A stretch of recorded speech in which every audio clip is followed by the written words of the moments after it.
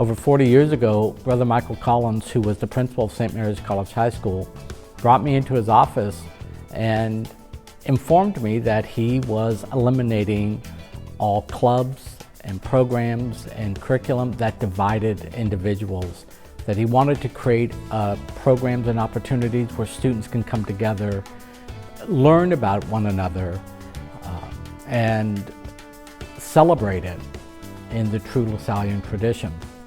So there have been many programs and many celebrations and things over the last 40 years that have been very successful at the school. Our challenge was to continue building this program in today's world and responding to the fact that students wanted to be able to have a voice. But we also felt it was very important that they have a set of ears to hear what other people are going through. People are doing more to separate us than to bring us together. And as a parent, as an educator, as a Catholic, I knew that we can't continue to do this. We have to find a way for our children to be global, inclusive citizens. And I really feel that it came out of that need. Inclusive community at St. Mary's is St. Mary's. It is where everybody has a place, everybody feels safe, everybody feels seen.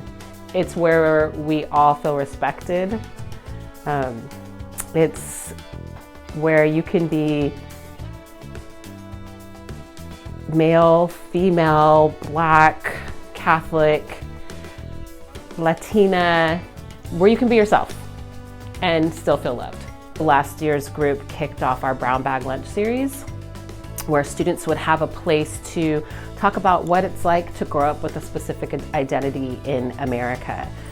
This year's group has continued on with the education piece. They have also taken the brown bag lunches to a whole nother level. And we have about 3 or 4 a month. And the format of these are, if you identify with that particular group, then you go and you discuss some of the topics and things that are coming up around that identity. And then allies who don't identify as that still come, but they sit around the edges and just listen and learn how to be an active listener and how to be a better ally.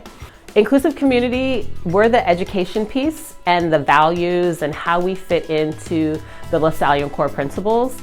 And celebrating cultures and traditions, that's exactly what it is. It's time to celebrate. And so when we work together, an example is the Festival of Lights that we had. We made sure every table, meaning inclusive community, had literature and information about the education of each holiday, like Diwali, Advent, Hanukkah, Christmas, Kwanzaa.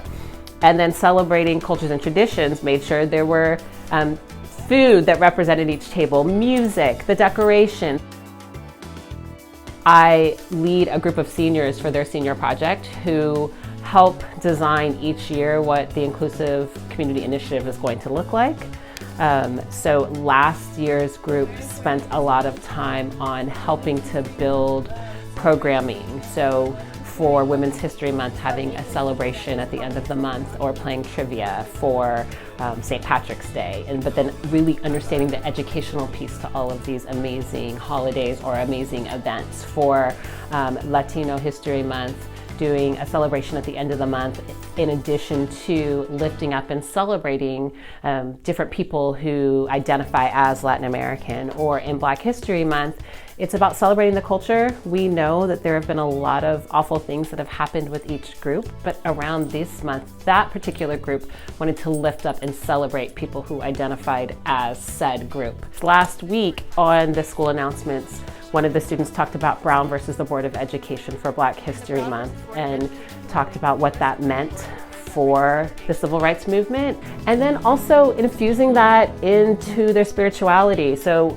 working closely with ministry and how does being inclusive represent the message that Jesus wants us to live, and so allowing the students to see that connection as well. I think also just knowing that we have an inclusive community initiative makes a lot of our students feel really good, welcomed and included, and I hope that they are able to walk into any room, regardless of what it looks like, and feel comfortable in themselves and their morals and their beliefs.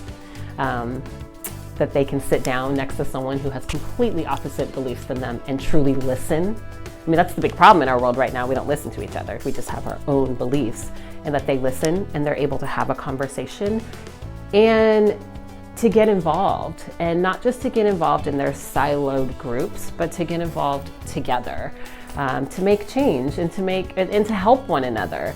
I hope that they remember going, as a Catholic, going to the student chapel, which we do, and for our Rosh Hashanah celebration, and understanding that you don't have to be Jewish to partake in that, but the fact that you're showing up and being an ally is so important, and sometimes that's all that people need. So I hope that this really teaches them how to be tolerant, how to be allies, and how to be loving.